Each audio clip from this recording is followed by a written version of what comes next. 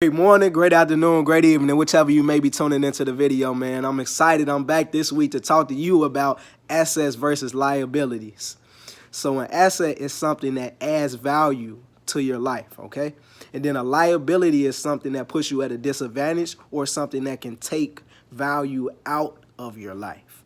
So you want to have more assets in your life than liabilities. And so an example of an asset would be an apartment building. Let's say I owned an apartment building and I have tenants in that apartment building that pay me rent every single month. So every single month, those tenants are adding value into my life, right? By me owning that building, that's an asset because I'm constantly getting that value being added into my life every single month when they pay that rent.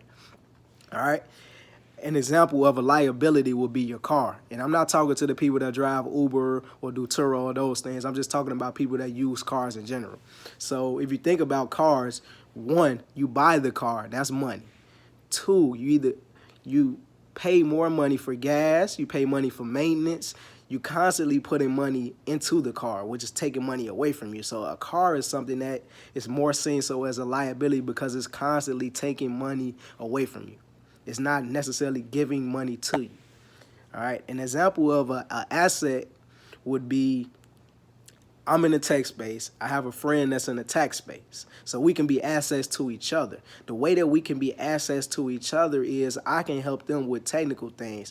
I can build websites. I can write apps. I know the new products that are coming in the tech space, so I can uplift them in that area, and they can do the same thing for me in the tax area. They can answer questions about tax that I don't know, and if they don't know the answer to them, they can direct me to the person or the place in order for me to get those answers. So we can both be assets to each other in that arena. But on the flip side, we could be liabilities to each other as people, because if I'm in a relationship with somebody where I'm constantly taking away from them, then I'm going to be a liability to them because I'm not adding value. I'm just constantly taking value away from them. So I'm more of a liability in that example than I am an asset. And so we want to get away from that because we don't want those people. Remember we talked about inner circle? We don't want those people in our inner circle.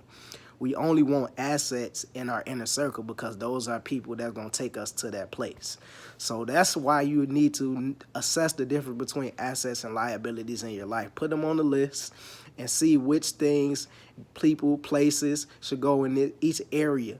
And once you're able to put the things in their proper place, you can navigate more efficiently. The last thing you need to assess is yourself. Assess yourself. Are you more of an asset to yourself or are you a liability? Are you stopping yourself from accomplishing your goals and your dreams? Because you're the only person that can stop you. So if you are stopping yourself, I need you to do every day. Build yourself up. Get in the mirror, talk to yourself, tell yourself you're the greatest. Muhammad Ali told himself he was the greatest before he even really thought or believed it. He said it. And what happened? He became the greatest. So if you want to become the greatest, you need to do the same thing. Build yourself up. Talk to yourself. Do whatever you need to do to make yourself an asset and stop being a liability to yourself so you can be great too. That's it for this week, man. I appreciate you for watching the video, man. If you like the video, man, leave a like, leave a comment. If you feel this is something that somebody needs to know, share it with them. Like I said, I appreciate you, man. Follow my YouTube, man. Until next week, man, I'll holler at y'all. Peace out.